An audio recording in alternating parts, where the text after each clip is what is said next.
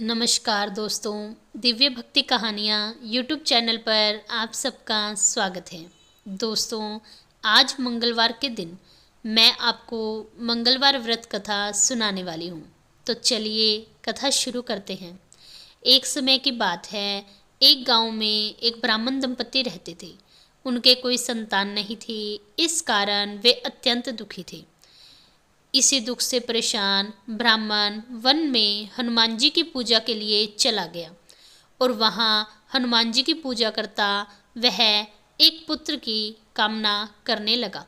इधर घर में उसकी स्त्री पुत्र प्राप्ति की कामना के लिए हर मंगलवार व्रत करने लगी। वह हर मंगलवार व्रत करती, भोजन बनाती, हनुमान जी को भोग लगाती और फिर स्वयं खाती थी। एक मंगलवार वह भोजन नहीं बना पाई, जिस कारण हनुमान जी को भोग नहीं लगा।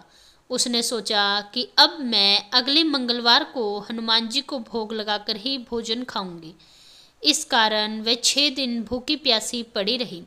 मंगलवार के दिन वह बेहोश हो गई।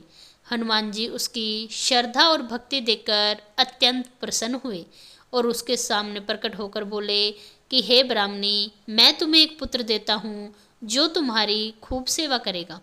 पुत्र पाकर ब्राह्मणी अत्यंत प्रसन्न हुई और उस बालक का नाम उसने मंगलिया रखा। ब्राह्मण वन से जब घर लौटा तो बालक को देखकर ब्राह्मणी से पूछा कि यह किसका बालक है। ब्राह्मणी बोली, यह हमारा पुत्र है। मंगलवार व्रत से प्रसन्न होकर हनुमान जी ने इस पुत्र को हमें प्रदान किया है। ब्राह्मण को ब्राह्मणी की बात पर जरा भी विश्वास न हुआ। एक दिन ब्राह्मणी किसी काम से बाहर गई थी। मौका पाकर ब्राह्मण ने उस बच्चे मंगल को कुएं में गिरा दिया। जब ब्राह्मणी घर लौटी तो उसने प्रश्न किया कि हमारा बालक मंगल कहाँ है। इतने में ही मंगल पीछे से मुस्कुराता हुआ वहां आ गया। ब्राह्मण यह देखकर आश्चर्यचकित हो गया। उसी रात हनुमान जी ने ब्राह्मण को स्वप्न में दर्शन देकर कहा कि हे ब्राह्मण, यह पुत्र हमने ही तुम्हें प्रदान किया है। तुम्हारी और तुम्हारी पत्नी की भक्ति से खुश होकर इसे मैंने ही तुम्हें दिया है। जब ब्राह्मण ने यह सब सुना तो उसकी खुशी का कोई ठिकाना न रहा। फिर दोनों पति पत्नी हर मंगलवार व्रत करने लगे और हनुमान जी की कृपा से उन्हें सारे सुख प्राप्त हुए।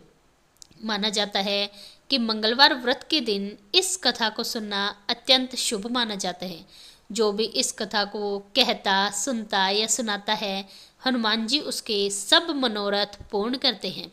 तो दोस्तों, आपको यह कहानी कैसी लगी? यदि आपको कहानी पसंद आए तो चैनल को सब्सक्राइब करें, वीडियो को लाइक करें और कमेंट में जय सिया राम अवश्य लिखें। धन्यवाद।